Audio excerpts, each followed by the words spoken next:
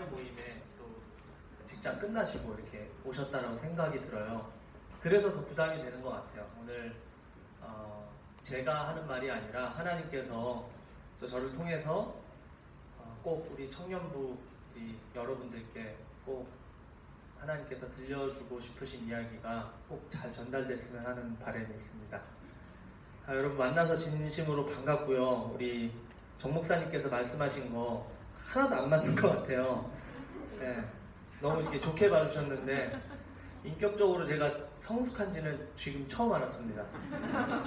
왜냐면 이제 슬하에 이제 세 자녀가 있는데 좀 많죠. 제가 그 다자녀 복지 카드를 받으려고 자녀를 셋을 낳았거든요. 그 아이 때문에 항상 제 밑바닥에 있는 그 분노가 아이 때문에 항상 일어나가지고 제가 인격적으로 성숙한지는 잘 모르겠어요. 부족한 부분이 참 많습니다. 그렇지만 이 시간에 하나님께서 주시는 마음으로 함께 말씀을 나눌 때에 그 하나님의 마음이 여러분들께 잘 전달이 됐으면 좋겠습니다. 여러분 만나뵙게 돼서 진심으로 반갑고요. 에티오피아에서 사역한 지 지금 이제 7년째 사역을 하는 가운데 생각지도 못한 코로나가 오게 되면서 저도 이제 잠시 한국에 들어왔습니다. 근데 이게 잠시가 될지 이제 정말 좀 오래 될지 저도 장담을 못 하겠어요. 여러분도 지금 앞을 장담하지 못하시죠? 네. 그래서 이제 오늘 찬양을 쫙 듣는데 그 세 번째 불렀던 찬양 중에 소망 없는 한데 여러분 약간 그 무거운 분위기가 저는 확 저한테 딱 다가오는 거예요. 이게 상황이 뭔가 오늘 찬양 오늘 제가 주제가 기쁨이거든요. 주제가 기쁨인데 여러분 분위기가 오늘 이 소망이 너무 없어 보이는 거예요. 꼭 여러분들과 제가 지금 영적으로 뭔가 이게 좀 대결하는 듯한 느낌을 받았어요. 전 오늘 여러분께 기쁨을 얘기하려고 왔는데 여러분 소망은 예수만이 우리의 소망이십니다. 아멘. 아멘. 자 오늘 기쁨에 대해서 이야기할 건데 이렇게 좀 옆에 사람들과 손바닥 마주치지 마시고 자 이렇게 몸 한번 풀어주시죠. 자, 오늘 8장 준비했거든요. 시간 많으시죠? 그냥 여기까지 오셨는데 자 오늘 맛을 봐야 맛을 알지라는 제목으로 하나님의 말씀을 나누도록 하겠습니다. 이 말에 동의 안 하시는 분 혹시 있으신가요? 맛을 봐야지 맛을 알죠. 맛을 본 적이 없는데 어떻게 맛을 알 수 있겠어요? 여러분 그 순댓국 좋아하십니까? 순댓국 좋아하는데 순댓국에 그 고기에 간장 딱 찍어가지고 탁 먹고 국물 쫙 들이키고 땀 쫙 빼면은 공감 안 되시죠 자매님들? 네, 그러면 이제 자매님들 좋아하시는 스시 좋아하시죠? 스시에 간장 탁 해가지고 그 먹었을 때 그 입에서 사르륵 녹아가지고 목으로 들어가는 그 맛을 봐야지 맛을 알죠. 그 어떻게 알 수 있겠어요? 이번 연도 2월에 에티오피아 분들을 모시고 한국에 잠깐 사역차 왔다가 갔는데 회를 먹는데 밥을 먹는 거예요. 위에 회를 걷어내고 밑에 밥만 먹는 거예요. 맛을 본 적이 있어야지 회를 먹을 줄 모르는 거예요. 전에는 에티오피아에서 그 케냐에서 이제 수입한 랍스터를 가지고 그 에티오피아 시골에서 랍스터를 끓여 먹은 적이 있어요. 그리고 바깥에 버렸는데 현지인들이 난리가 난 거예요. 괴물이 나타났다. 사탄의 역사라고 막 랍스터를 본 적이 없어. 먹어본 적이 없고 이게 얼마나 맛있는지 알지를 못하는 거예요. 막 사탄이 나타났다고 막 소리를 지르는데 가보니까 우리가 먹었던 랍스터인 거예요. 맛을 봐야지 맛을 알죠. 맛을 안 보고서는 그 어떤 것도 우리는 알 수가 없어요. 여러분 사랑을 받아보지 못한 사람은요 사랑을 줄 수가 없어요. 뭐가 사랑인지 모르거든요. 사랑이 왜곡됐거든요. 부모님으로부터 조건 없는 사랑을 받아본 적이 없으면 조건 없는 사랑이 뭔지를 몰라요. 사랑의 조건을 달게 되어 있어요. 사랑을 받아보지 못하면 사랑을 줄 수도 없고 알 수도 없습니다. 인정하십니까? 네. 마스크를 쓰고 계시기 때문에 좀 위화감이 좀 많이 들거든요. 그러니까 좀 끄덕끄덕 하셔도 되고 움직이셔도 돼요. 여러분 좀 편안하게 하셔도 됩니다. 오늘 주제가 기쁨이잖아요. 편안하게 이렇게 팔짱도 껴셔도 되고. 자 여러분 빛을 탕감받아 본 적이 없는 사람은 그 기쁨이 얼마나 기쁜지 알 수가 없어요. 그리고 나에게 비친 사람의 빛을 탕감해 줄 수도 없습니다. 용서를 받아본 적이 없으면 용서할 수가 없는 거예요. 맛을 본 적이 없거든. 그 용서 받았을 때에 죄송합니다. 침이 좀 많이 튀네요. 거기까지는 안 가니까. 용서를 받아본 적이 없는 사람은 용서를 할 수가 없는 거예요. 그 용서를 받았을 때 누렸던 그 기쁨의 감정이, 그 후련함이 나한테 없는데 어떻게 용서를 해줄 수가 있냐는. 마찬가지로 여러분, 은혜를 받아보지 않고는요, 은혜를 알 수가 없어요.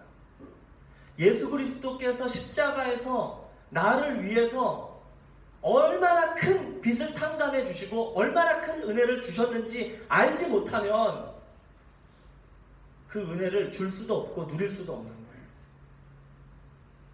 신앙생활을 의무와 책임으로 접근했던 사람들은 하나님의 사랑에 대해서 머리로는 이해하려고 한다고 하지만 우리가 하는 이 모든 행동들이 그 하나님께서 주신 그 은혜와 사랑으로 움직이는 그 역학을 이해를 못하는 거예요.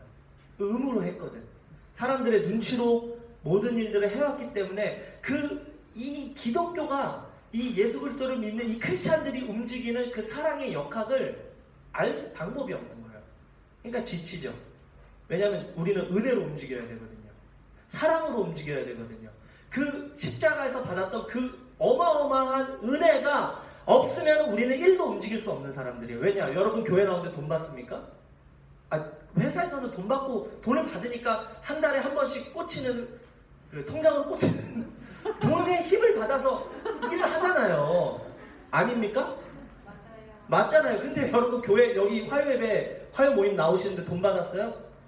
아니죠. 이거는 뭘로 움직일 수밖에 없냐? 은혜로밖에 움직일 수 없는 공동체이기 때문에 그래요. 그 은혜가 나에게 공급이 안 되면 우리는 움직일 수가 없는 거예요. 그러니까 신앙생활을 의무와 책임으로 다가가게 되면은 여러분 그 신앙생활은 오래 유지를 할 수가 없는 거예요. 왜냐면은 우리가 지금 이 유지가 돼야 되는 이 교회는 공동체는 오직 은혜로만 움직이는 공동체이기 때문에 그래요. 그렇기 때문에 여러분 은혜에 대해서 모르고는요, 여러분 우리가 기독교에 대해서 지금 1도 모르는 거예요. 그 은혜에 대해서 모른다라는 거는 이거 머리로 아는 거 말고 그 진짜 십자가의 은혜를 깨달았느냐를 말씀드리는 겁니다. 좀 더 심하게 얘기하면은 그 은혜를 모르고는요, 신앙생활을 시작했다고 말할 수조차 없어요. 이게 매우 기초적이고 매우 기본적이면 이게 전부라고 말씀드릴 수 있습니다. 또 나아가서는요, 사랑과 은혜에 대해서 모르고는요, 우리가 아무것도 시작해서도 안 돼요. 여러분 이 은혜를 모르고 교회에서 중직을 맡거나 교회에서 리더를 하거나 교회에서 뭔가를 많이 했다고 하면 그게 누구의 공로가 됩니까? 자기의 목이 뻣뻣해지는 지름길이 되거든요. 그 은혜를 모르는데 그러면 교회에서 한 모든 일이 내 공로가 되고 내가 한 거거든. 내가 세운 교회고 내가 세운 청년부고 내가 만든 이 업적인데 그 은혜를 모르고는 시작해서도 안 되는 거예요. 선교 마찬가지입니다. 그 은혜를 모르고 선교지에서 세웠던 모든 교회 아니면 학교 그거 다 누구 거예요? 그러면 자기 게 되는 거거든요. 예수 그리스도께서 십자가에서 보여주신 사랑과 갚을 수 없는 은혜를 우리에게 보여주신 그 은혜의 진짜 의미를 모르면 우리는 한 발자국도 움직여서는 안 되는 거예요. 우리의 행위, 봉사, 예배, 기도, 선교 이게 오히려 독이 되는 거예요. 다시 한번 말씀드립니다. 맛을 안 봤는데 맛있는 것처럼 연극하는 사람들이 있어요. 은혜를 맛을 안 봤는데 받은 것처럼 연극할 수 있다니까요. 왜 제가 오늘 기쁨이라는 주제를 잡았냐면요. 우리가 지금 소망 없는 이 축 처지잖아요. 왜 기뻐야 되는지를 우리가 알아야 되는 거예요.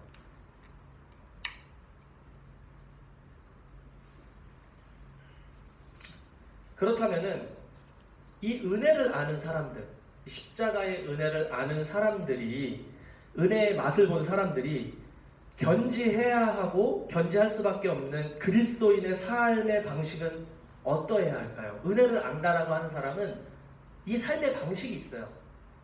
절대적으로 은혜를 안다고 하는 사람은 이게 삶에 없을 수가 없어요. 이게 오늘 여러분께 말씀드리고 싶은 주제예요. 예수 그리스도의 은혜를 아는 사람은요, 이게 삶에서 빠지면 안 되고 빠질 수도 없고 빠졌다고 한다면 문제가 있는 거예요. 그게 뭐냐? 따라해 보시기 바랍니다. 뭐예요? 기쁨에 이게 반복의 효과가 나오고 있어요. 이게 없으면은요, 내가 진짜 은혜를 알고 있는 건가? 내가 진짜 예수 그리스도를 믿고 있는 건가? 심각하게 고민해 볼 필요가 있다는 거죠. 기쁨. 그리스도인의 삶의 방식은요, 이 기쁨으로 다 설명이 됩니다. 자, 우리 신앙생활 가운데 가장 중요한 게 여러분 뭐라고 생각하세요? 우리가 예수님을 믿고 신앙생활을 하잖아요. 가장 중요한 게 뭐라고 생각하세요? 뭐요? 자, 어떤 분들은 뭐요? 죄송합니다. 이게 참 이게 당황스럽네. 이렇게 해주셔야 되는데. 예배라고 하시는 분들이 있어요. 어떤 분들은 기도라고 이야기를 합니다. 어떤 분은 선교라고 이야기를 해요. 근데 저는 기쁨이라고 이야기하고 싶어요. 기쁨은요, 하나님과 우리 관계의 중심입니다.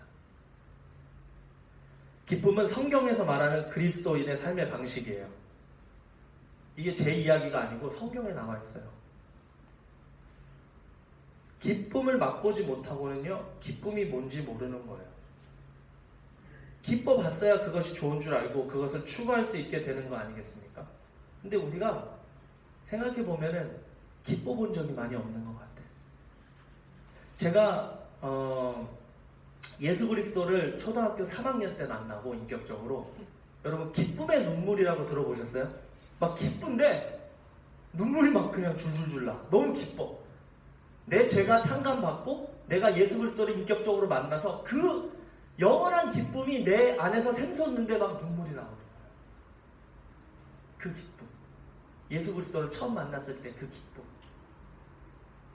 그런 기쁨을 누려봤어야지, 알아야지 그것이 없을 때의 내 삶에 그게 진짜 기쁨이었는데 예수 그리스도를 만나고 아무것도 생각하지 않고 그 상황을 생각하지 않고 나의 힘든 소망 없는 지금 이 상황을 생각하지 않고 예수 그리스도 하나로 기뻤던 그 첫사랑, 그거를 만나봤어야지 그것을 추구할 수가 있는 거예요. 그거 기억나세요? 예수님 처음 만났을 때 어땠는지.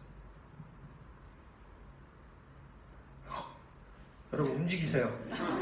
움직이세요, 여러분. 숨 쉬시고. 이게 없으면은 우리 다시 생각해 봐야 되는 거예요. 내가 지금 여기 살아야게 왜 나오지? 왜 이 모임에 지금 나오는 거지? 내가 왜 예배 드려야 되는 거지? 내가 왜 선교해야 되지? 단기 선교 막 가잖아요, 매년. 지금 앞으로 어떻게 될지 모르겠지만. 네? 이 부분에 대해서 또 할 얘기가 많잖아요, 그죠? 근데 우리가 예수 그리스도를, 이 기쁨을 맛보지 않았는데 어떻게 그 기쁨을 추구하겠냐는 거예요. 그래서 오늘 이야기하고자 하는 선교는 기쁨이라는 주제로 선교에 대해서 짧게 나눠보고자 해요, 여러분과. 자, 좀 전에 기쁨은 신앙생활에 있어서 가장 중요하다고 말씀드렸고 그리스도인의 삶의 방식이라고 했는데, 과연 남충성 선교사의 생각인가? 아니면 성경에서 그렇게 이야기를 하고 있는가? 한번 짧게 짚고 넘어가 봐야 되지 않겠습니까? 자, 모세가 이렇게 이야기를 했죠. 신명기 28장 47절에서 48절. 네. 기쁨과 즐거운 마음으로 내 하나님 여호와를 섬기지 아니함을 인하여. 다 성경. 그래서 우리는 지금 변하고 있어요. 이제 성경책 갖고 다니시는 분 없으시죠? 저기 한 분 있으시네요. 핸드폰으로 다 보시죠. 성교도 변할 거예요, 이제. 자, 다 찾으셨어요? 한번 읽어보실래요? 거기에 모세 형이 뭐라고 이야기를 했냐면, 기쁨과 즐거운 마음으로 내 하나님 여호와를 섬기지 아니함을 인하여 문제가 생겼다라고 이야기를 하는 거예요. 기쁨으로 안 했다 이거예요, 너네들이. 자, 우리 느헤미야 형님 뭐라고 하셨는지 한번 보겠습니다. 느헤미야 8장 10절. 네, 읽고 계세요? 네.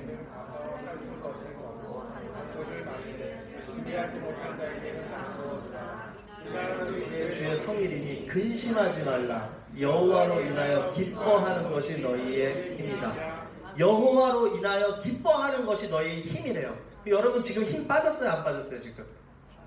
네? 지금 빠졌잖아요. 힘이 빠져있다는 거예요. 우리가 기뻐하지 않는다는 거예요.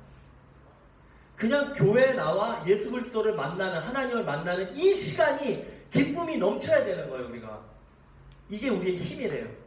이게 우리 힘의 원천이에요. 기쁨이 그리스도인의 힘의 원천, 예수 그리스도를 만나는 이 힘의 원천, 이게 기쁨이라고 이야기를 하고 있습니다. 느헤미야는. 다윗 하면 기쁨의 다윗.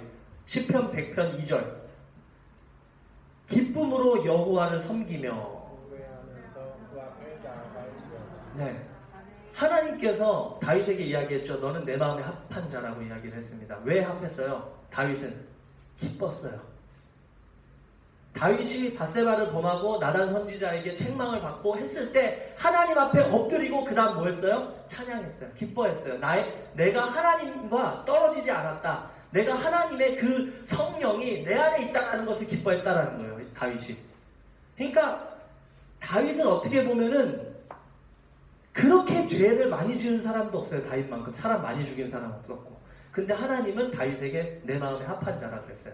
부족하고 연약했지만 하나님을 기뻐할 줄 알았다라는 거예요. 춤출 줄 알았다라는 거예요. 사람들이 뭐라고 하든, 우리 그런 찬양 많이 하잖아요. 그 누가 뭐래도 난 주님 찬양에 다윗처럼 춤을 네. 우리 그렇게 춤을 못 춘다라는 거거든요. 지금 다윗이 어떻게 하나님께 사랑을 받았는지, 왜 우리가 신앙생활 가운데 무슨 삶의 방식을 견지해야 되는지 다윗이, 느헤미야가, 모세가 지속적으로 이야기를 하고 있는 거예요. 자, 16편 11절. 시편 16편 11절. 주 앞에는 기쁨이 충만하고 주의 우편에는 영원한 즐거움이 있나이다. 주님께 나아가는 거는요, 여러분, 기쁨인 거예요. 영원한 즐거움이 있는 거예요. 이 즐거움을 우리 신앙생활 가운데, 예배 가운데, 이 모임 가운데 늘 즐기고 계십니까? 기쁨이 있으세요? 아니면은 맨날 소망 없는 내 삶 주님 앞에 나와서 어떻게 해서 내 문제 한번 토로해 보려고 여러분 안간힘을 쓰십니까? 여러분 신앙생활이 여러분 죄송합니다. 여러분 다 힘들죠? 알아요, 여러분. 근데 신앙생활은 그런 건 아니에요. 여러분의 문제를 예수님 앞에 있죠. 그런 부분들이 있지만 그게 전부가 아니다라는 거예요. 여러분의 문제를 예수님 앞에 나와서 이거 좀 해결해 주세요. 여러분 비나이다 산신령께 비나이다랑 예수님 내 문제 좀 제발 해결해 주세요. 예수님 차이가 있습니까? 거기에 멈추면은 산신령께 비나이다와 여러분과 차이가 없는 거예요. 느헤미야가 뭐라고 이야기했어요? 너가 기쁠 때든지 슬플 때든지 환난이 당하든지 죽음까지도, 지금 말씀을 드릴게요. 우리가 기쁨 가운데 하나님 앞에 나아갈 줄 알아야 된다는 거예요. 아멘이십니까? 네. 야고보서 1장 2절 뭐라고 이야기하고, 예수님, 우리 다윗이나 느헤미야나 모세 형님만 이렇게 말씀하신 게 아니라 예수님도 그렇게 말씀하셨어요. 마태복음 5장 11절에서 12절. 너희를 거스려 모든 악한 말을 할 때에는 너희에게 복이 있나니 기뻐하고 즐거워하라. 자, 여러분, 회사에서 모든 악한 말을 당하고 힘들고 어려울 때 뭐라 그래요? 너희에게 복이 있나니 기뻐하고 즐거워하라 라고 말씀하시는 거거든요. 지금 기쁠 때만이 아니라 슬플 때, 환난을 당할 때, 악한 말을 들었을 때 예수님께서 뭐라고 말씀하시냐면 기뻐하고 즐거워하래요. 요한복음 15장 11절. 내가 이것을 너희에게 이름은 내 기쁨이 너희 안에 있어 너희 기쁨을 충만하게 하려 함이니라. 내 기쁨이 너희 안에 충만하게 하려고 예수님께서 오셨다는 거예요. 유리하고 방황하고 힘들고 정처 없이 떠도는 이 인간 세상에, 소망이 없는 세상에 예수 그리스도께서 소망으로 오셨다니까요. 더 이상의 기쁨을 어떻게 주자라는 거예요. 예수님께서 십자가에 달려 돌아가신 으로 말미암아 여러분의 모든 죄와 이 땅에서 그리고 저 세상까지, 하늘나라 갈 때까지 영원한 즐거움이 내 우편에 있는데 그걸로 우리가 만족을 못하고 있는 거예요. 지금. 예수님 한 분만으로 만족하고 즐거우세요? 안 즐겁잖아요. 안 즐거워.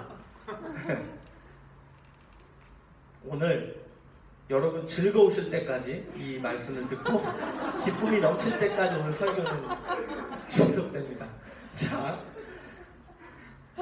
야고보서 1장 2절에 보니까 너희를 여호와를 기뻐하라. 여러 가지 시험을 만나거든 온전히 기쁘게 여기라. 야고보 형님은 또 이렇게 얘기해요. 시험을 당할 때 기쁘게 여기래요.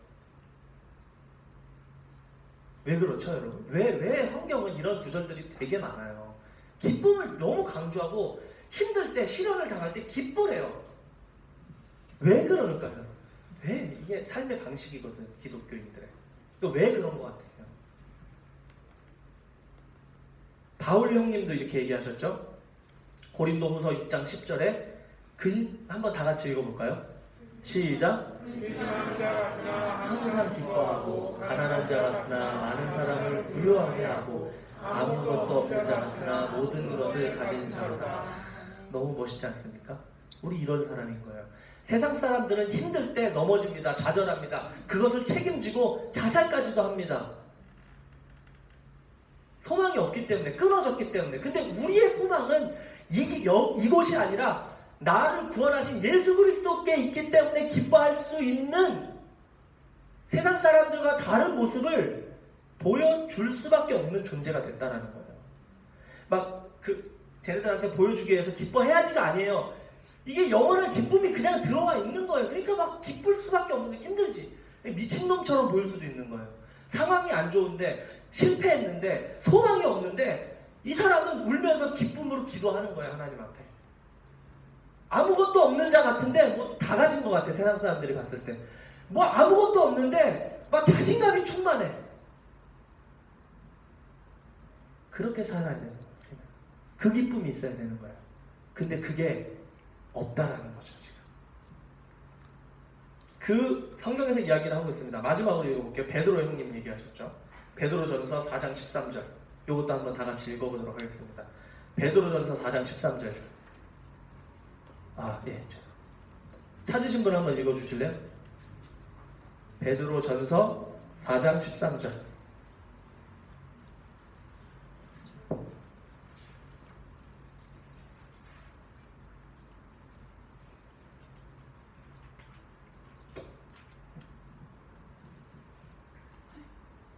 자, 우리 팀장님 한번 읽어주시죠. 뉴 팀장님 한번 읽어주시죠. 오히려 너희가 그리스도의 고난에 참여하는 것으로 즐거워하라. 이는 그의 영광을 나타내실 때에 너희로 즐거워하고 기뻐하게 하려 합니다. 아멘. 베드로전서 4장 13절 맞나요? 네. 여러분들에게 기쁨을 드리기 위해서, 자, 성경에는요 이렇게 기쁨에 대해서 이렇게 많이 이야기를 하고 있습니다. 자, 그 어떠한 상황에도 기쁨은 그리스도인의 삶의 방식이어야 하고 우리의 삶 가운데 기쁨이 넘쳐야 돼요. 아멘이세요? 네. 자, 그러면 이제 질문 드릴게요. 이제 서론이 끝났어요. 기쁘셔요, 여러분? 솔직하게 얘기합시다. 지금 이제 이 설교 듣고 아직 기뻐야겠다가 아니라 어떠셨던 것 같아요? 늘 기쁘세요? 항상 매일매일 아침에 일어나서 밤에 잘 때까지 그냥 너무 기뻐. 그래요, 안 그래요? 안 그런다. 난 그렇습니다. 없죠. 저는 안 그래요. 매일 기쁘지는 않아요.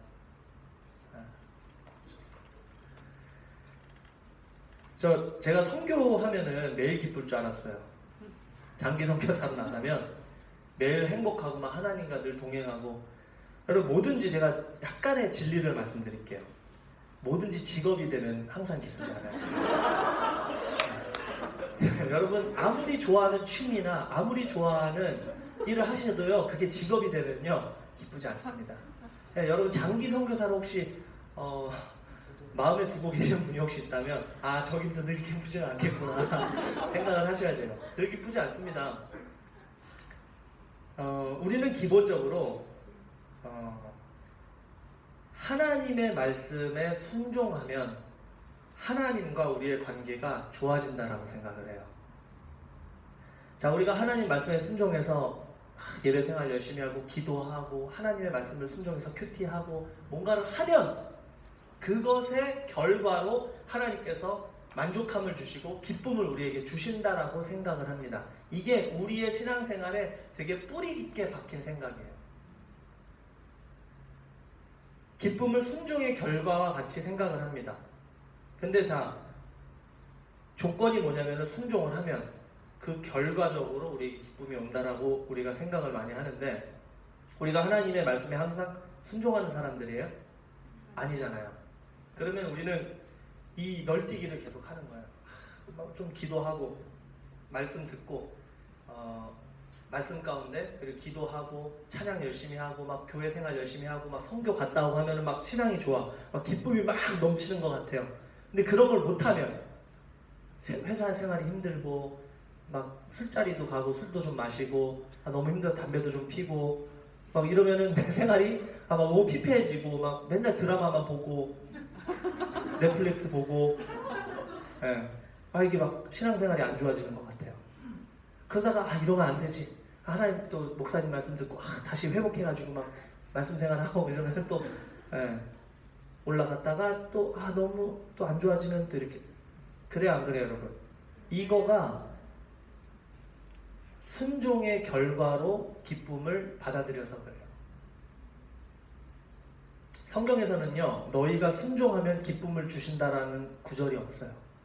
빌립보서 4장 4절에 봐도 여러분 알 수 있듯이 뭐라고 말씀하십니까?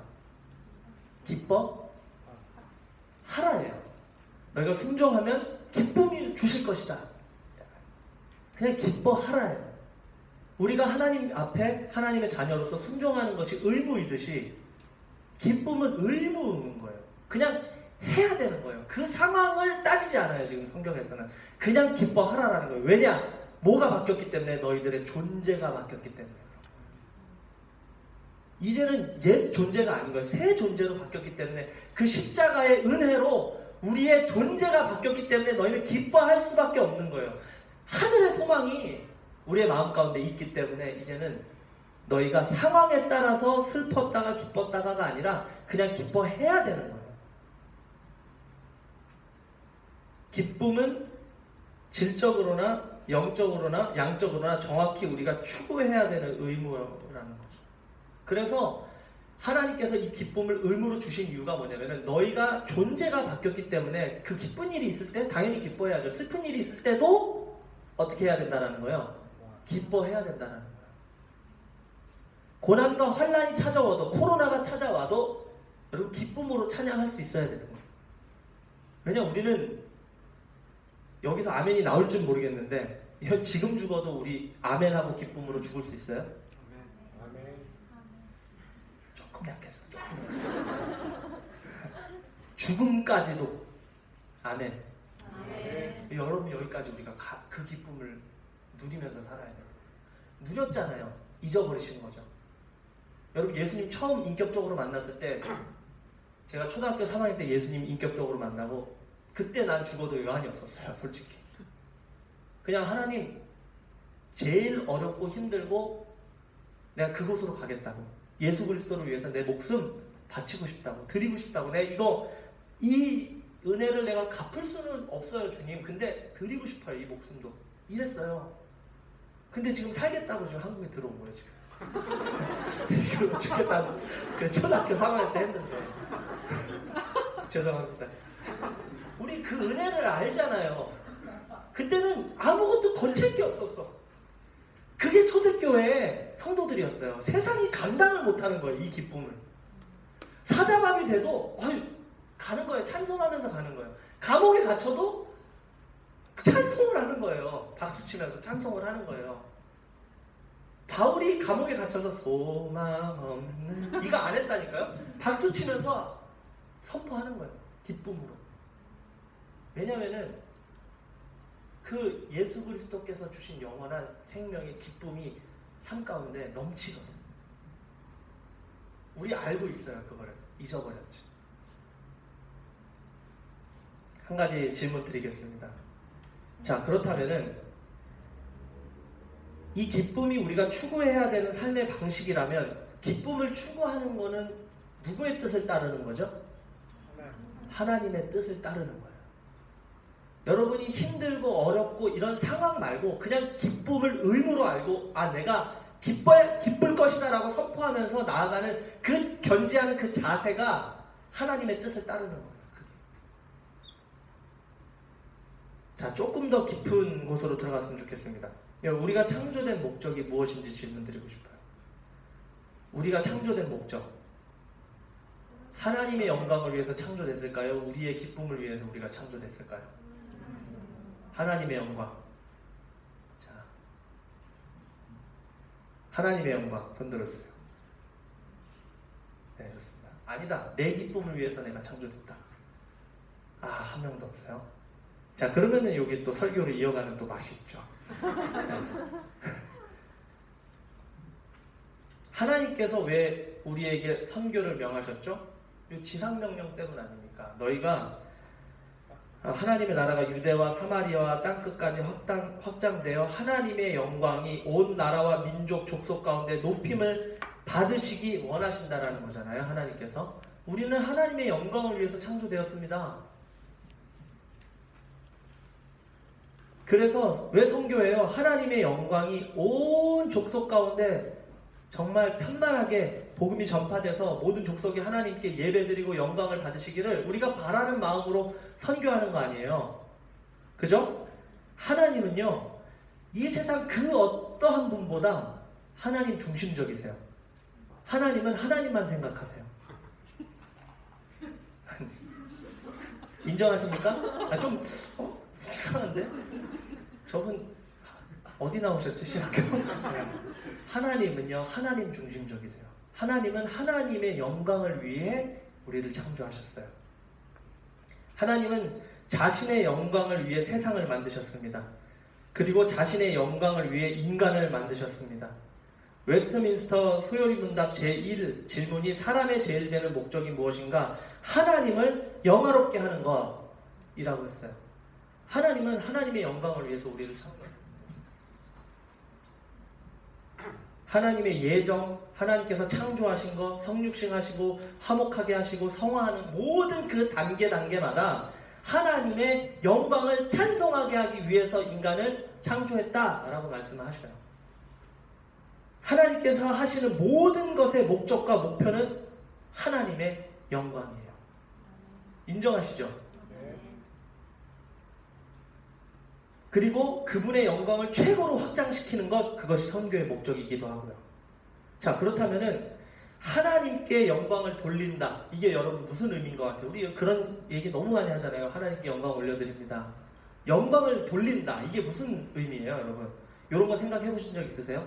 그냥 기독교에서, 교회에서 그런 얘기들을 많이 하니까 뭔가 영광 그러면 뭔가 찬란하고 뭔가 반짝반짝 거리는 것 같고 뭔가 좋은 것 같아. 정확하게 영광을 돌린다라는 게 여러분 무슨 의미인 것 같아요? 쉽게 설명을 해드리면 누가 상을 받으러 나왔어요. 그 사람이 영화를 찍었어. 너무 영화가 대박이 난 거예요. 그런데 사람들이 그 사람에게 막 찬사를 보냅니다. 영화 정말 연기 너무 잘했고 너무 박수를 쳐요. 근데 그 사람이 제가 한 게 하나도 없습니다. 이 모든 영광을 제 아내에게 바칩니다. 이렇게 얘기하잖아요. 그게 돌리는 거예요. 이 찬사가 나한테 오는 거가 내가 한 게 아니고 제가 이렇게 되기까지는 이 사람이 한 거예요 라는 영광을 돌리는 거예요. 이해가 되세요? 이게 하나님께 영광을 돌린다고 했을 때 하나님, 제가 이렇게 될 수 있었던 것은, 제가 선교할 수 있었던 것은, 제가 했던 모든 일들은 내가 한 게 아니야 친구들아, 나한테 영광을 돌리지 마. 이 모든 게 하나님께서 나를 구원해 주신 하나님께서, 예수님께서 하신 일이야 라고 그 영광을 하나님께 올려드리는 거예요. 그게 돌리는 거예요. 자, 그러면 질문을 하나 더 드리겠습니다. 찬사와 박수를 다른 대상에게 돌리는 게 영광을 돌리는 건데, 자, 두 가지 사람이 있어요. 한 사람은 제 모든 영광을 아내한테 돌립니다. 그리고 이제 무뚝뚝하게 있어요. 아무런 그냥 박수치고 끝났어. 두 번째는 제 아내에게 모든 영광을 돌립니다 하고 막 기뻐하는 거예요. 제 아내가 제가 이렇게 뒷바라지를 해가지고 제가 여기까지 올 수 있어. 아내에게 막 서로 함께 기뻐하고 막 잔치를 베풀고. 여러분, 뭐가 더 영광이 될까요? 기뻐하는 거, 좋아하는 게 더 영광이 되겠죠? 그런 거 시상식에서 보잖아요. 누구누구에게 기뻐합니다. 뭐 무슨 국장님에게 기뻐하고 뭐 MBC. 그래서 난 저게 별로 영광이 안 되는 것 같아. 그냥 이름을 붙인 것 같아. 그런 게 영광이 되는 게 아니라 진짜 그것을 기뻐해야지 영광이 더 되는 거예요.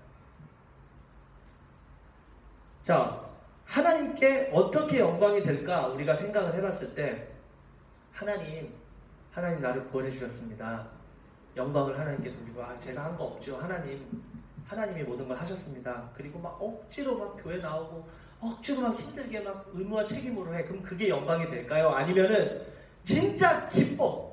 이분이 나에게 하신 게 내가 한 게 아니라 이 하나님께서 하신 그 힘으로 하는 것처럼 기뻐했을 때에 하나님께 더 기쁨이 될까요? 요거는 너무나 당연한 거죠. 사람들이 단지 드러난 영광을 볼 때보다 사람들이 하나님의 영광을 보면서 그의 영광을 즐거워할 때 하나님은 더욱 영광을 받으십니다. 다시 말해, 하나님 안에서 우리의 기쁨을 넘치게 하는 것이 하나님께 영광이 된다는 거예요. 하나님 안에서 우리의 기쁨이 넘칠 때에 하나님께 진정한 기쁨이 되고 영광이 된다는 거예요. 억지로 하는 거 영광 안 되잖아요. 말로만 하는 거 영광 안 되는 거 아시잖아요.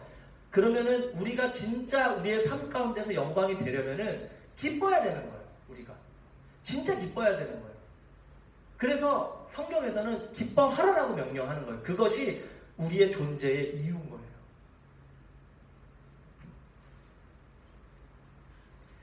하나님을 최고로 즐거워하는 것은 우리가 창조된 목적이고 그것이 하나님께 영광을 드리는 거예요.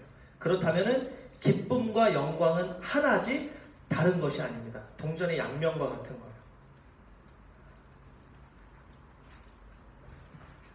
자, 웨스트민스터 소요리 문답 제1에 제가 하나님을 영화롭게 하는 것이라 그랬죠. 사람의 제일 되는 목적은 그 뒤에 뭐라고 나와 있냐면 영원토록 그를 즐거워하는 것.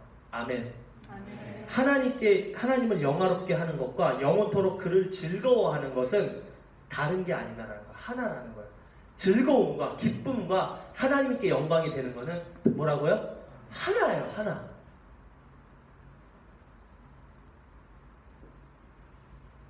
존 파이퍼 목사님 아시죠? 들어보셨죠? 제가 제일 좋아하는 목사님인데 기쁨의 신학을 늘 주장하시는 분이에요. 기쁨. 선교? 기쁨. 우리가 하나님 안에서 최고의 만족을 누릴 때 하나님은 우리 안에서 최고의 영광을 받으십니다. 아멘. 우리가 하나님 안에서 최고의 만족을 누릴 때 하나님은 우리 안에서 최고의 영광을 가져가신다는 거예요. 자, 여러분 한국 사회에 이런 말 있죠. 죽이고 싶은 7살. 이거 들어보셨어요? 여러분 아들, 딸 없으시죠? 아직 잘 모르실 수 있는데 그런 말이 인터넷상에 많이 돌아요. 죽이고 싶은 7살, 미운 4살. 들어보셨죠? 저는 첫째가 7살이고 둘째가 4살이에요. 그리고 셋째는 이제 태어난 지 1년이 좀 지났어요. 첫째 아들에게 장난감을 사줬습니다. 근데 아들이 내가 착하고 내가 말 잘 들어서 아빠가 장난감을 사준 거니까 이거는 난 받을 만한 자격이 돼. 그리고 장난감을 받아요. 그런 아들 있어요? 그런 아들 없어요. 나는 뭐 아버지 앞에 한 점 부끄러움이 없어. 난 받을 만한 자격이 돼야 하고 장난감 받는 아들 없어요. 그런 아들. 근데 우린 있어요. 우리가 그러고 있다니까요. 나는 지금 받을 만하다고 생각하는 사람들이 있다라는 거예요. 그런 사람들은 그 은혜를 모르는 거예요. 자, 제 첫째 아들이 우겸인데 이 우겸이가 이렇게 말을 하면서 막 장난감을 받았어요. 그러면 그 영광이 저한테 돌아와요, 안 돌아와요? 안 돌아오는 거예요. 그 영광 지가 가져가는 거예요. 지가 잘해서 지가 받았다라고 생각을 하니까 그건 저한테 영광이 안 되는 거예요. 근데 이 아들이 그렇게 안 하고 아빠 고마워요, 아빠 최고 이러면서 그 장난감을 받았어요. 그럼 그 영광이 누구에게 오는 거예요? 이 아빠에게 오는 거예요. 자기의 자격을 따지지 않습니다. 아버지가 그냥 선물로 은혜로 준 거에 대해서 감사하면서 받았어요. 그러면 그 영광이 그 기쁨이 아버지에게 오는 거예요. 여러분 이게 그냥 장난감 애들 장난감 비유를 생각하지 마시고 이게 십자가에서 하나님께서 주신 그 은혜를 빗대어서 한번 여러분 삶 가운데 한번 대입을 해보세요. 내가 지금 어떤 상황인가? 내가 당연히 할 만큼 해서 하나님이 이렇게 주신다고 생각을 하세요? 아니면 하나님의 은혜로 그냥 침투에 하나님의 나라가 여러분 마음 가운데 침투해서 그 은혜가 들어왔다고 생각하세요? 그 은혜를 아는 사람은 하나님께 감사하는 거예요. 기쁜 거예요. 그냥 즐거운 거예요. 근데 자 여기서 한 가지 더 나갔으면 좋겠습니다. 여기까지 이해가 되시죠? 근데 첫째 아들이 아빠 감사합니다. 너무 감사해요. 그리고 장난감을 줬는데 장난감을 안 갖고 놀아. 그냥 팽개치고 다른 거 갖고 놀아. 그럼 그게 영광이 돼요, 안 돼요? 기쁨이 돼야 안 돼요? 안 되는 거예요, 여러분. 아들 어떻게 해야 우리가 어디까지 가야 되냐면 제가 아들한테 장난감을 줬으면은 그 아들이 그 장난감을 가지고 아빠 너무 감사합니다 하고 즐겁게 그거를 갖고 놀아야 되는 거예요.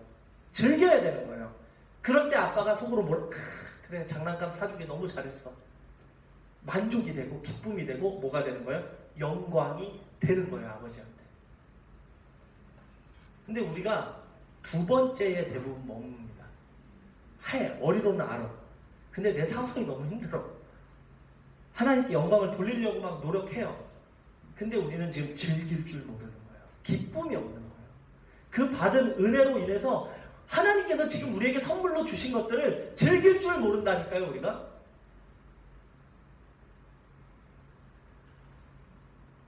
하나님께서 여러분에게 주신 것들을 한번 생각해 보세요. 얼마나 많은 걸 주셨습니까? 여러분 집에 혹시 물이 끊겨요? 전기가 나갑니까? 아니죠. 이 소소한 것들 여러분의 삶 가운데 너무나 여러분 한번 나가보세요. 해외에 단기성기 한번 나가보신 분들은 아실 거예요. 얼마나 한국이 누리고 있는 것들이 많은지 하나님께서 우리에게 주신 것들이 많은지 그런 거 다 차치하고 하나님께서 우리에게 주신 은혜가 얼마나 큰지 우리가 집중하고 있지 않다라는 거예요. 죽어도 기쁩니까? 지금 거기까지 우리가 가야 되는 거예요. 하나님 여기서 죽더라도 나 여한 없습니다. 감사합니다. 기쁩니다.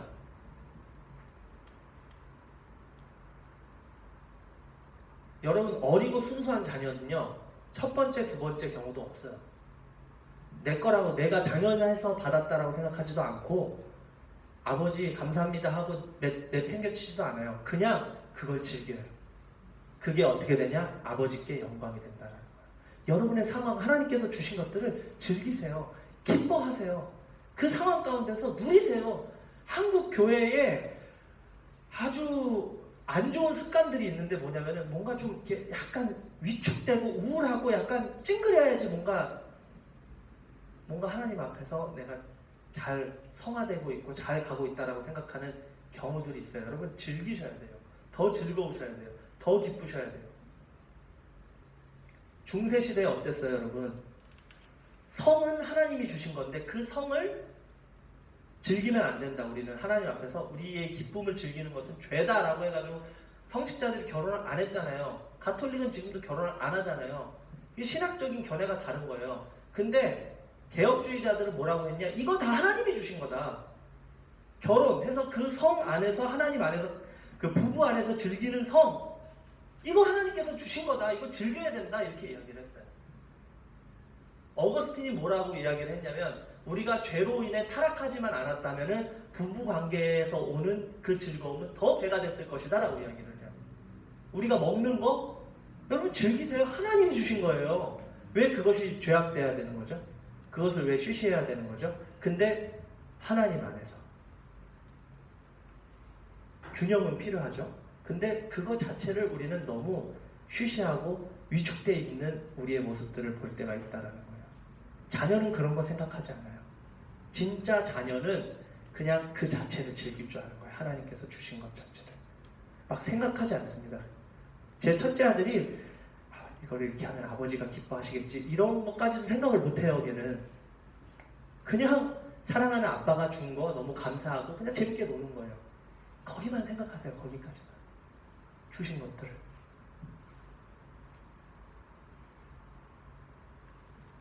우리는 이러한 자녀가 되었습니다. 십자가 아래.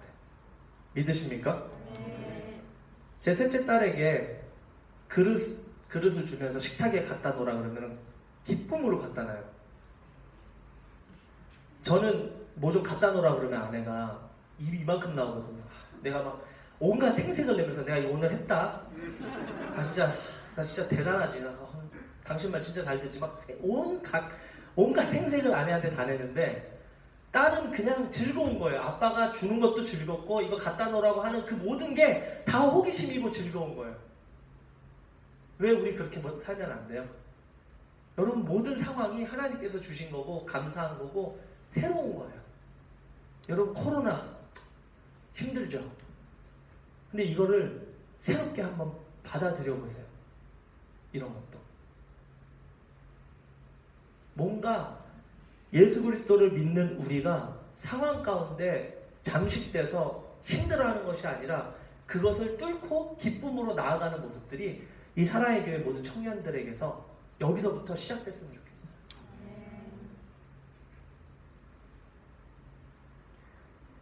교회 안에서 이런 생각들 많이 있잖아요. 인생의 11조 선교하면서 내가 드려야 되지 않겠나. 이런 거 들어보셨죠? 인생의 11조도 드리고 단기 선교, 내가 삶이 무너졌는데 하나님께서 기뻐하시는 단기 선교 가면 하나님께서 기뻐하시겠지. 내가 내 무너진 삶이 다시 회복되겠지. 여러분 뭔가 해드리는 게 아니에요. 하나님께. 하나님 그거 필요 없으세요. 솔직히 말해서 선교사도 필요 없어요. 하나님이 왜 우리에게 하나님이 그냥 하실 수 있는 거를 왜 우리에게 이렇게 맡겨주셨냐라는 거예요. 지상 명령을 내리셨냐라는 거예요. 필요 없거든요. 하나님은 여러분의 도움 필요 없고 저의 도움 필요 없는데 그러면 선교사가 왜 필요하냐라는 거예요. 왜 우리는 거기를 가야만 하냐라는 거예요. 이것이 여러분 과업이 돼서는 안 되는 거예요. 하나님은요 우리와 함께 뭔가를 하시고 싶으신 거예요. 이걸 보여주고 싶고 누리게 하고 싶으신 거예요. 이 기쁨을 알게 하고 싶은 거예요. 왜 그걸 우리가 알아야 되는 거예요? 그걸 왜 모르세요? 그걸 알아야 돼요. 왜 예배를 드리는 거예요? 여러분 이 의무가 아니고 이 예배를 통해서 하나님께서 주셨던 그 기쁨, 그 예배 가운데 하나님께서 주시는 그 은혜를 함께 누리게 하시기를 원하신다는 거예요.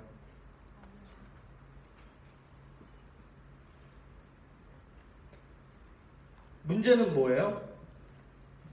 우리는 너무 쉽게 만족해버린다는 거예요. 하나님께서 어마어마한 축복과 은혜와 기쁨을 여러분에게 주고 싶어 하시는데 우리는 너무 작은 것에 그냥 만족해버린다는 거예요.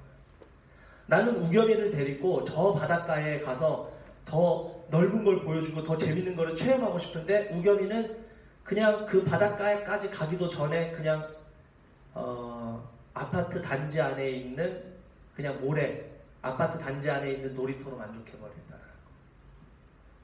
우리의 모습이잖아요. 하나님은 더 주고 싶고 더 기쁨, 더 정말 셀 수 없는 영원한 복을 저와 여러분에게 주고 싶어 하시는데 우리는 그냥 이 작은 문제에 썩어 없어질 것에 집중하고 있는 모습들을 제가 보고 있고 여러분도 보고 있지 않으십니까? 돈을 쫓아가죠. 명예를 쫓아가고 욕심, 순간의 기쁨을 쫓아다닙니다. 여러분 소확행 들어보셨죠? 소확행, 욜로가 뭔지 또 인터넷 찾아봤잖아요. You only live once래요. 그래서 인생은 한 번뿐이다. 여러분 너무 성경적이지 않아요? 인생은 한 번뿐이니까 즐겨라. 우리는 그게 우리 욜로의 인생을 살아야 돼. 인생은 한 번뿐이에요. 하나님 안에서 여러분의 삶을 불태워 보세요. 한 번이니까. 제가 6개월 지나면 40이에요. 네? 이 반응은 6개월이 지나면 40인데 아내와 얘기를 하다가 아내가 갑자기 무심결에 이렇게 얘기를 하더라고요. 충이라고 부르는데 충이라고 부르는데 우리 인생이 한 번뿐이야. 딱 이렇게 얘기하는 거예요. 근데 그게 저는 막 쇠망치를 얻어맞은 느낌이었어요. 그래, 내 인생이 한 번이지. 한 번이니까 더 사랑하고 더 즐기고 더 정말 마지막인 것처럼 하루를 정말 살려고 노력해야겠다. 그죠? 우리 여러분 인생이 한 번이에요. 벌써 제가 인생의 거의 반을 쓴 거예요. 시간이 없어요. 더 즐기세요. 하나님 안에서 더 도전하시고 더 즐기시고 더 그 기쁨을 우리는 누려야 합니다. 그것이 우리의 의무고 우리의 삶의 방식인 거예요.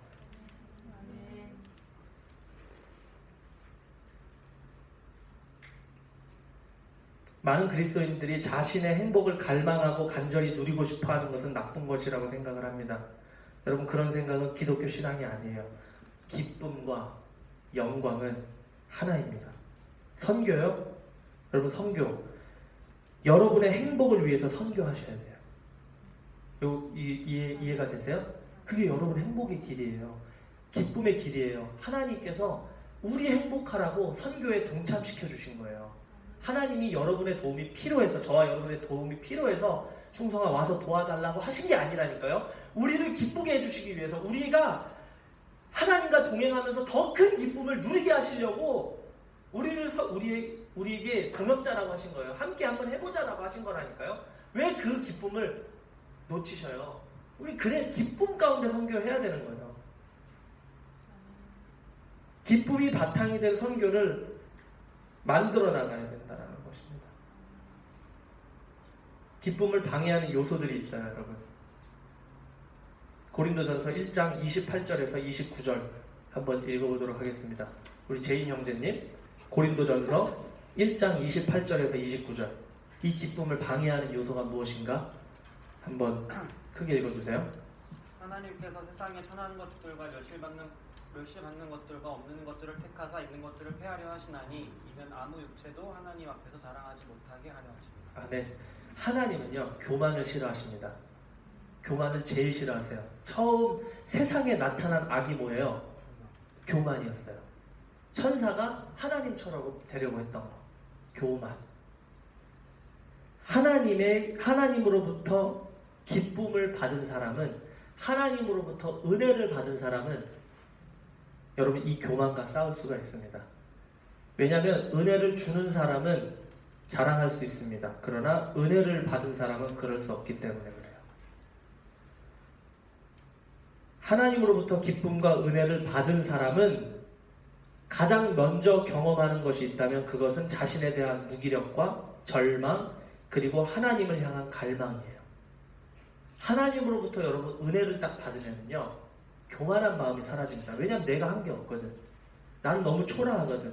그러니까 뭐부터 나오는 거예요? 회개가 나오는 거예요. 나 같은 죄인을 살려주신 그 은혜가 너무 감사하고 고마워서 그 감격이 자신의 삶 가운데 흐르게 된다면 여러분 내 거라고 주장할 수 있는 게 뭐가 있겠어요? 난 원래 흙이 없는데. 그러면 교회 안에 교만이 사라지는 거예요.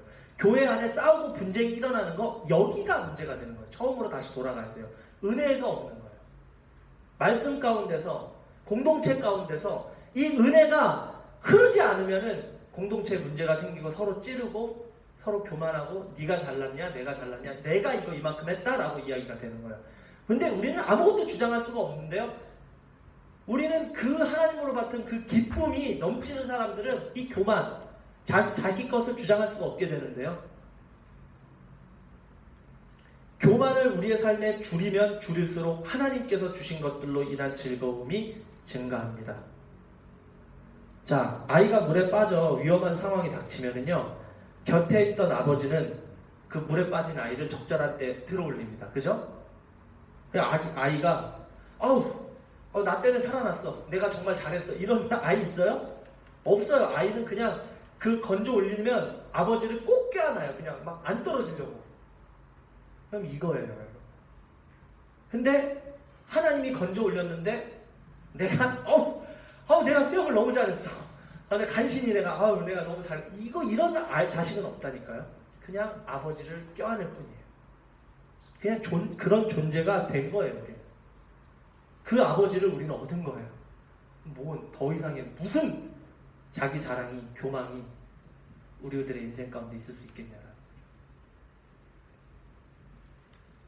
아버지와 하는 동행에서 오는 안도와 즐거움과 기쁨을 누려야 되는 겁니다. 아버지와 함께하는 동행과 함께하는 즐거움과 기쁨. 우리 안에 즐거움이 만약에 없으시다면, 이러한 즐거움이 없다면 여러분 교만이 크게 자리 잡은 거예요. 교만은 크게 두 가지예요. 자랑과 자기 연미, 두 가지가 교만이 있는데, 자랑은 성공했다라는 교만입니다. 자기 연미는 나는 고생했다라는 교만이에요. 자랑은 나는 많은 성공을 이루었으니 칭찬받아야 된다고 생각을 합니다. 자기 연미는 나는 많은 고생을 했으니 칭찬받아야 한다고 말합니다. 자랑은 강자의 마음에서 울리는 교만이고, 자기 연미는 약자의 마음에서 울리는 교만이에요. 하나님으로부터 오는 기쁨 받은 사람은 자랑이나 자기 연민이 없어요. 자, 선교에서 자신이 세운 학교, 교회, 업적 등을 자랑할 수가 없는 거예요. 왜냐하면 받아서 한 것이기 때문에, 하나님의 사랑을 받아서 했기 때문에. 선교지에서 자기가 한 일과 업적을 바라보게 되는 그 순간부터 아버지께서 주시는 그 선교 자체에서 주는 기쁨은 점점 줄어들게 되는 것입니다. 여러분, 이런 선교 안 해야 되는 거예요, 우리가.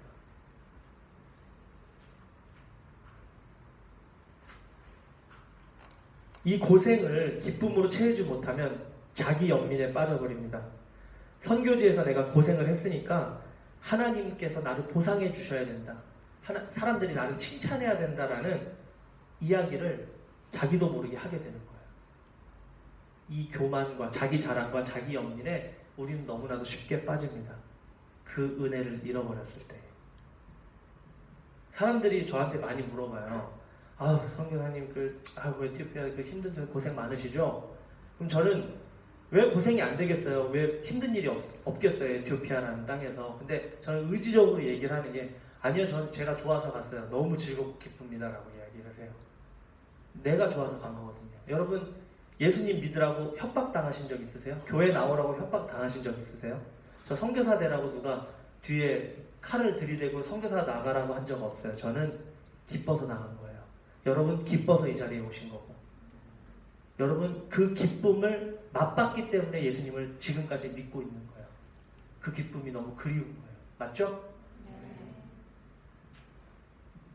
그런데 그 기쁨을 회복하지 않고 이 자리에 이 신앙생활을 지속하고 있다는 것은 너무나도 불행한 거예요. 그냥 나가서 그냥 예수님 믿지 말고 놓으세요. 그럼 차라리. 목사님 안 되죠, 그러면. 안 되죠. 그래도 여기 계셔야 되는 거죠. 저는 그렇게 바울이 그렇게 얘기했잖아요. 하늘의 소망이 우리가 없다면은 세상 사람들보다 더 불쌍한 자라는 거예요. 더 고생하고 더 힘들었으니까. 그러면 세상 사람들보다 이 안에서 우리가 더 즐기고 기쁨을 누려야죠. 왜? 세상보다 더 힘들게 살고 계세요. 세상은 이태원 클럽이라도 갔지. 즐기기라도 했지. 여러분, 우리는 주 안에서 더 영원한 즐거움을 즐기게 되는 거예요. 아멘.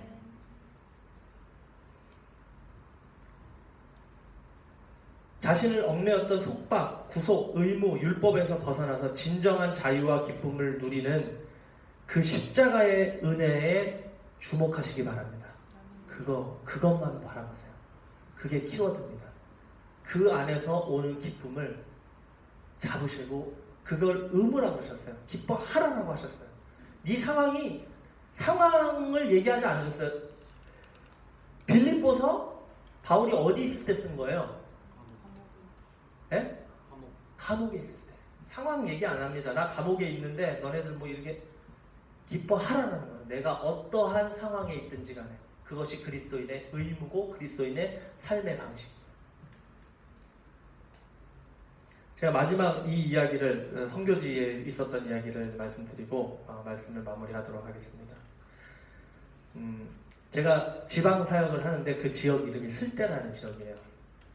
그 전에 다른 지역들도 다 섬기고 있었는데 거기에 아는 한 우연히 만났던 전도사님이 자기가 있는 그 지역에 제발 한 번만 와달라는 거예요. 어느 지역이냐? 슬대래요. 지도를 검색해보니까 너무 멀어. 너무 힘들 것 같은 거예요. 한 6시간 정도 가야 되는데 태권도 사역도 해야 되고 할 것도 많은데 안 갔어요. 네, 안 갔습니다. 저는 제가 하고 싶은 대로 하거든요. 가기 싫으면 안 가요. 즐거워야 되니까. 안 갔습니다. 계속 강권하는 거예요. 자꾸 전화가 오는 거예요. 한 번만 와달라고. 두 번째도 안 갔어요. 근데 또 연락이 와가지고 이제는 안 되겠다. 한번 가야겠다. 그래서 말씀을 전해달라는 거예요. 근데 여러분 그 말씀을 전해달라는 게 에티오피아 말로 준비를 해야 되잖아요. 그럼 이제 이런 상황을 들어보고 하나님께 기도하고 하나님 어떤 말씀을 이들에게 전해야 될까요? 이런 거 생각하시죠, 여러분? 목사님들, 선교사님들은 그렇게 하나님의 음성을 듣고 기도하면서 말씀을 준비할 거라고 생각하시잖아요. 저는 좀 그게 한편 준비하기가 되게 힘들어요. 한국말 설교를 준비하고 그걸 또 아마릭으로 바꾼 다음에 아마릭을 또 쉽게 또 제가 다 준비해가지고 이제 원고를 써 내려가야 되거든요. 시간이 많이 걸려서 저는 그냥 기도하면서 준비를 해야 되는데 말씀을 있던 거 했던 거 중에 이거 하면 되겠다 하고 말씀을 들고 갔어요. 뭘 말씀드리는지 그 포인트를 잡으시지 제가 이렇게 했다라는 걸 너무 부각해서 생각하지 않으셨으면 좋겠어요. 그러니까 가기 싫은 걸 갔다 이거예요. 설교도 이 사람들에게 말씀을 뭘 전해야 될까 기도하면서 깊이 고민하지 않고 했던 거 중에 하나 베스트 뽑아서 갔다라는 거예요. 갔는데 거기에 무슬림만 있는 지역이에요. 99.9%가 꼴짝이 막 차 타고 막 파진 비포장 도로를 들어가가지고 갔어요. 그리고 거기에서 또 차를 대고 또 안쪽까지 되게 깊숙하게 또 걸어서 들어갔어요. 몇 시간 걸렸습니다. 거의 하루가 걸렸죠. 가는 데만. 딱 갔는데 그 사역자가 그 99.9%의 무슬림만 있는 그 지역에서 세 가정이니까 한 10명 정도 됐어요. 그 부부들이랑 자녀들까지 해가지고 그 세 가정이 한 공간에 모여서 나를 기다리고 있는 거예요. 네. 거기까지도 별로 큰 감흥은 없었어요. 세 명이 있나 보다. 네. 그리고 제가 준비한 말씀을 했죠. 한 1시간가량 말씀을 전하고 이제 성도들과 함께 나눠서 계란을 먹으면서 이야기를 하는데 그 중에 한 집사님이 일어나서 우시는 거예요. 막 울면서 이야기를 그 종족 언어로 막 하셨어요. 못 알아들었어요. 저는 아마릭을 하는데 그 종족 언어 또 달라요. 80개의 종족이 있고 100개가 넘는 언어가 있거든요. 막 얘기를 해서 통역을 하시는데 뭐라고 이야기를 하시냐면은 내가 흰색 차를 우리 봉고차가 있거든요. 봉고차 흰색 차를 탁 타고 내가 내리는데 제가 말하기도 좀 민망합니다. 천사가 내리는 줄 알았대요. 그래서 이 아주머니가 지금 무슨 얘기를 하는 건가 얘기를 쭉 들어보니까 자기가 너무 핍박이 심해서 거기는 실제로 예수님 믿다가 죽는 사람들도 있고 막 상해를 입히거든요. 무슬림들이. 예수님을 믿다가 이제 도저히 너무 핍박이 심하고 힘들어서 이제 다시 무슬림으로 돌아가려고 그랬대요. 이제 예수님 안 믿고. 그래서 마지막으로 선교사가 온다고 하니까 이 모임에 예배에 참석을 했는데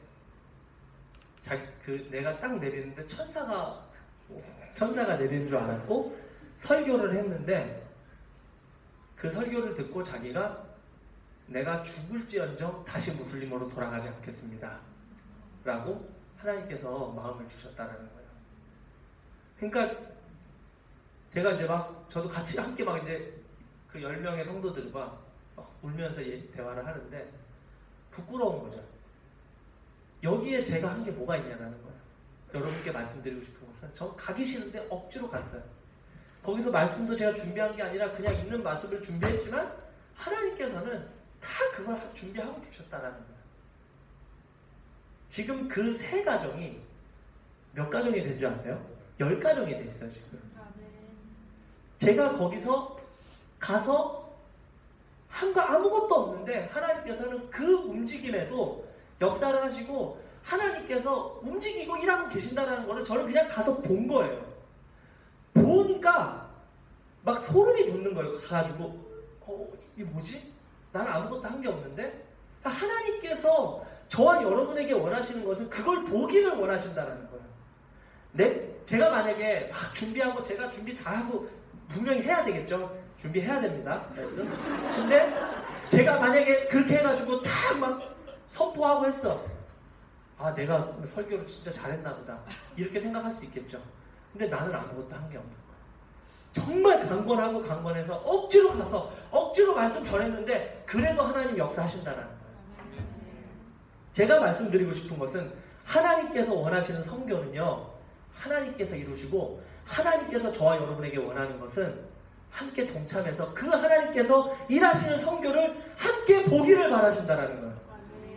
거기서 오는 전율 여러분 맛보지 않으면요 알 수가 없어요. 그 기쁨, 그 이야기를 들었을 때에 떨리는 이 몸과 이 감정은요 여러분 이건 경험하지 않고는 알 수가 없는 거예요. 우와 하나님 살아계시구나 진짜. 와 막 그때 그 10명도 안 되는 그 사람들과 함께 막 펑펑 우는데 하나님 여기서도 계시는구나. 이 땅끝 같은 곳에도 하나님 계시는구나. 역사하시는구나. 그 99.9%의 무슬림 마을 가운데서 얼마나 신앙생활을 힘들게 했으면 날 다시 무슬림으로 돌아갈게요. 그 하나님의 그 여자분의 그 눈물 어린 기도 가운데 하나님은 이렇게 한국에서 온 날라리 같은 선교사를 쓰셔서 거기에 보내주신 거예요. 제가 한 게 있어요? 없어요. 진짜 아무것도 없는 것 같은 거예요. 그러니까 하나님께서 하셨군요. 이 고백이 나오는 거예요. 그러니까 너무 재밌는 거죠. 하나님 또 어떤 요 찌릿함을 또 우리에게 주실까? 나에게 주실까? 이 기쁨을 주실까? 선교는요 그렇게 하셔야 돼요. 기쁘셔야 돼요. 여러분 선교지에서 은혜 받잖아요. 3개월 동안 막 준비하고 열심히 준비했는데 선교지에 막상 가면 그거 100% 잘 쓰여요? 안 쓰여요? 잘 안 쓰이죠. 이거 막 3개월 동안 막 열심히 준비했는데 가면은 막 다 바뀌고 막 원하지도 않았던 거 막 하게 되고 그러죠. 근데 막 은혜 받아요, 안 받아요? 받아요. 그러면서 하나님께서 주시는 게 뭐예요? 하나님께서 하시는구나. 내가 한 게 아무것도 없구나. 거기서 은혜를 받는 거예요, 포인트가. 하나님께서 하시는 것을 보는 거예요. 그거에 대한 즐거움을 우리가 선교에 대한 즐거움을 누리셔야 되고 여러분이 삶 가운데 이 땅 가운데서 이 예배 가운데서 여러분이 누리셔야 하는 즐거움이 바로 그거예요. 기쁘시길 바라요. 여러분이 기쁘셨으면 좋겠어요. 이 맛 보면은요 여러분 선교 안 할 수가 없습니다. 이 맛을 보면은 예수님 안 믿을 수가 없어요. 이 맛을 보면은요 여러분 예배 안 할 수가 없어요. 이 예배 가운데 이 말씀을 듣는 그 시간 가운데 하나님께서 주신 그 은혜를 누린 사람은 예배를 사모합니다. 찬양 가운데 임하시는 하나님의 음성을 들은 사람은 찬양을 사모하지 않을 수 없는 거예요. 기도를 해봤었어야지 그 맛을 봤었어야지 기도를 하지. 찬양 가운데 임하시는 하나님을 맛봤어야지 찬양을 하지. 예배 가운데 예수님을 맛본 적이 없는데 예배가 사모할 리가 없죠. 예배를. 선교를 갔다 와봤었어야지 그 기쁨을 누려봤었어야지 또 선교하고 싶고 또 선교하고 싶고 하나님과 동행하고 싶어지죠. 누리시기를 바라요. 기쁘시기를 바라요. 기도하시겠습니다. 우리 다 같이 한번 이 찬양 부르면서 기도하셨으면 좋겠습니다. 나 주님의 기쁨 되기 원하네.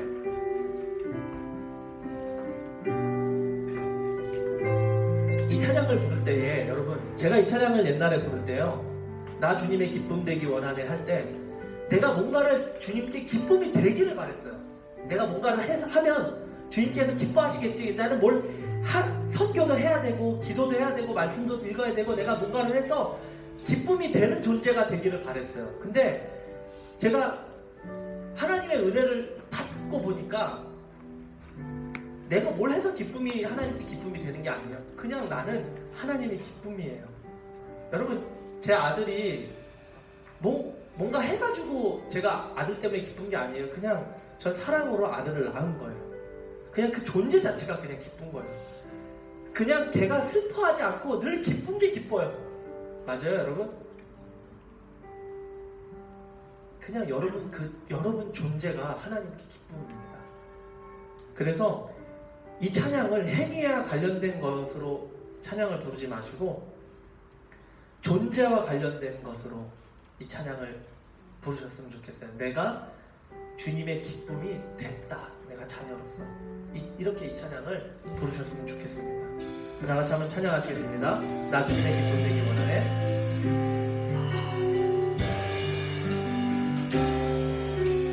나 주님의 기쁨 되기 원하네. 내 마음을 새롭게 하소서. 새 부대가 되게 하여 주사. 새 부대가 되게 하여 주사. 주님의 빛 비추게 하소서. 내가 원하는 한 가지 주님의 기쁨이 되는 것. 내가 원하는 한 가지 주님의 기쁨이 되는 것. 겸손히 내 마음 드립니다. 겸손히 내 마음 드립니다. 나의 모든 것 받으소서. 나의 마음 깨끗게 씻어주사. 나의 마음 깨끗게 씻어주사. 주의 길로 행하게 하소서.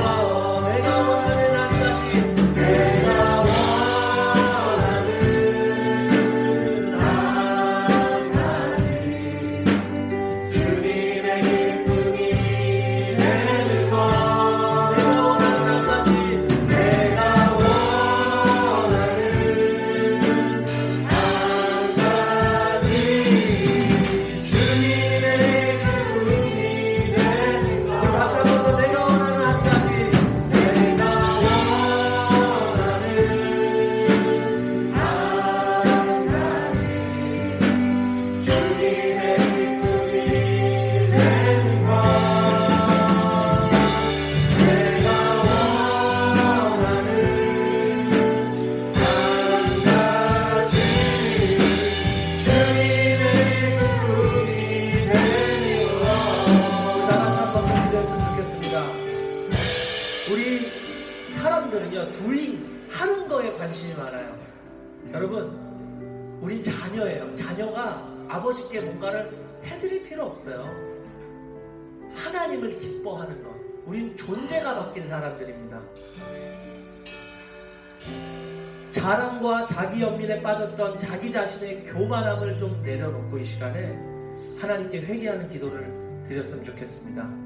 이 존재 자체로 우리가 기뻐하지 못했고 하나님의 자녀가 된 거 그거 하나만으로 만족하지 못하고 세상에 눈 돌렸던 우리의 자신들, 자랑과 자기 연민에 빠져 늘 고민하고 넘어졌던 자신을 하나님 앞에 내려놓고 한번 회개하는 시간을, 회개하는 기도를 드렸으면 좋겠습니다. 우리 다 같이 한번 기도하시겠습니다. 아버지 하나님, 감사합니다. 하나님 앞에 나의 마음을 내려놓습니다. 너무나 부족합니다. 아버지, 뭔가를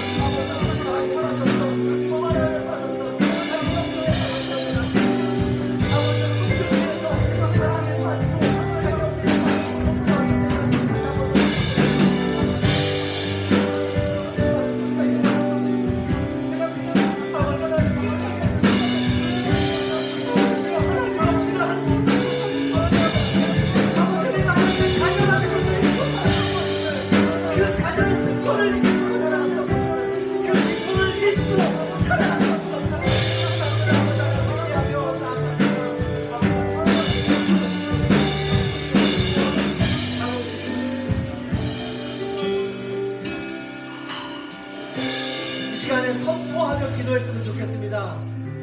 아버지, 나는 하나님의 자녀입니다. 이 기쁨을 회복하게 인도하여 주시옵소서. 하나님의 영광과 기쁨이 하나다라는 것을 깨닫게 하여 주시옵시고, 십자가로 완성하신 그 은혜의 그 기쁨이 내 삶 가운데 살아나기를 소망합니다. 우리 다 같이 한번 주여 한번 부르시고 하나님 앞에 부르셨으면 좋겠습니다. 주여!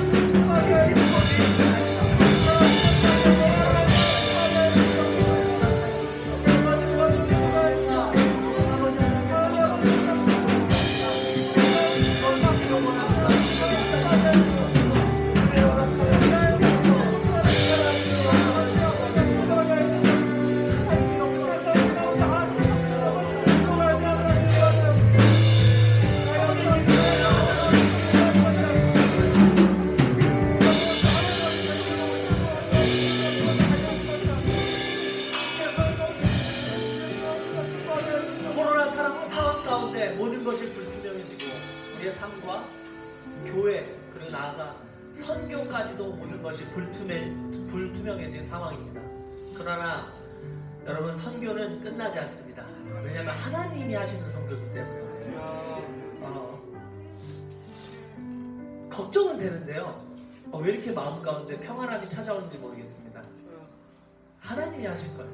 어떠한 형태로든 하나님께서 이 선교를 이끌어 나가실 거다라는 믿음과 확신을 가지고 우리가 기도하며 기쁨 가운데 나아가셨으면 좋겠어요. 하나님의 영광이 내 영광이 되고 내 기쁨이 하나님의 기쁨이 되는 이 선교 하나님께 내어 맡겼으면 좋겠습니다. 여러분, 선교하세요. 이게 여러분의 기쁨이고 즐거움이에요. 우리의 존재의 이유입니다. 여러분, 선교가 뭔데요? 여러분, 다 가야지 선교 아닙니다. 여러분의 존재 자체가 우리는 뻗어나갈 수밖에 없어요. 그렇게 지음받았거든요. 예수님께서 명령하셨거든요. 우리는 머물러 있을 수 없습니다. 뛰쳐나가야 되는 거예요. 선포해야 되는 거예요. 그럴 수밖에 없는 거예요. 그것에서 오는 즐거움이 여러분의 신앙 가운데, 삶 가운데 누리지 않으면은, 여러분 왜 여러분 신앙생활 하세요? 왜 예배 드리세요? 우리가 나가지 않으면은, 움직이지 않으면은 여러분 이 기쁨을 맛을 봐야 맛을 알죠. 맛을 보세요. 여러분, 그 기쁨을 안 나갈 수 있나? 이 맛을 보면요, 우리 선교할 수밖에 없는 거예요.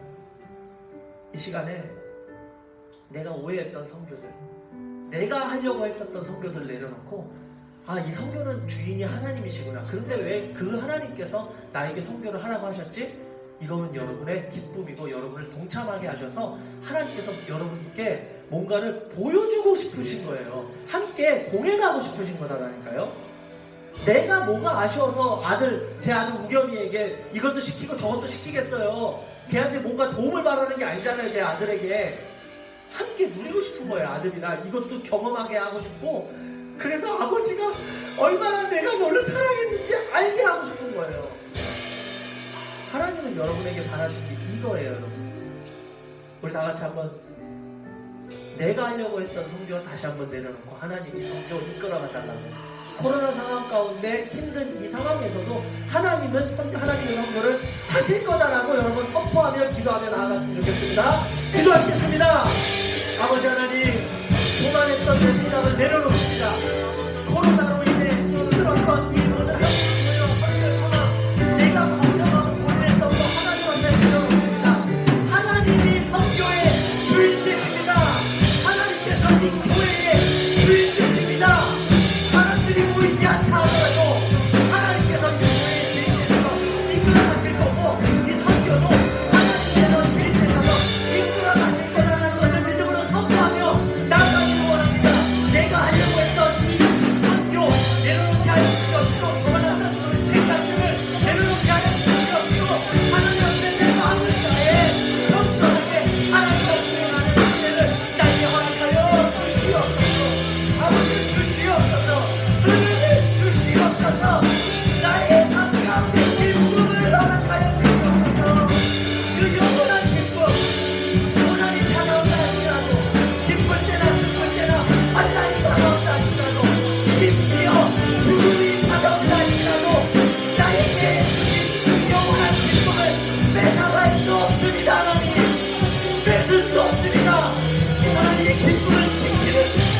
수 있는 예수 그리스도의 십자가로 인한 은혜를 나에게 허락하여 주시옵소서.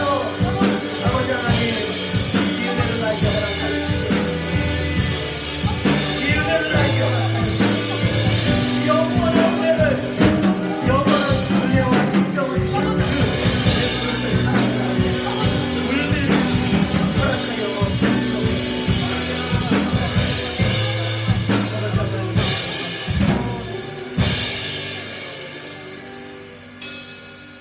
하나님 진심으로 감사합니다.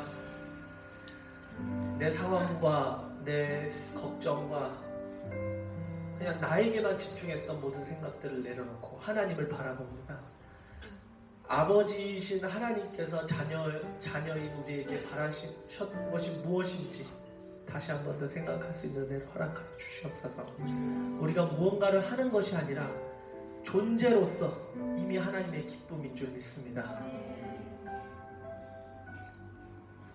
나를 위해 십자가에 달려 돌아가시고 영원한 생명을 나에게 허락하신 그 주님의 은혜 다 갚을 수 없습니다. 1도 갚을 수 없습니다. 그런데 내가 이렇게 주님께 뭔가를 하고 싶은 것은 이걸로 하나님께 뭔가를 갚을 수 있는 것이 아니라 그 하나님의 그 은혜를 너무 누리고 싶고 동행하고 싶어서 하나님 성교합니다. 그 은혜를 누리고 싶고 하나님과 동행하고 싶어서 예배드립니다. 그래서 기도하고 찬양합니다. 하나님, 그 은혜를 깨닫는 은혜를 나에게 허락하여 주시옵소서. 선포합니다. 기뻐하라. 내 영혼아 기뻐하라. 기쁨으로 내 모든 하나님께서 주신 이 작은 삶들을 채워갈 수 있는 은혜를 우리에게 허락하여 주시옵소서. 감사하고 예수 그리스도의 이름으로 기도드렸습니다. 아멘. 여러분, 지금부터는 개인 기도에 들어가시겠습니다. 지금부터 하나님께 더 거하고 생각했던 기도 제목들을 오늘 말씀을 생각하며 하나님과 조용히 대화하는 시간, 기도하는 시간 갖도록 하겠습니다.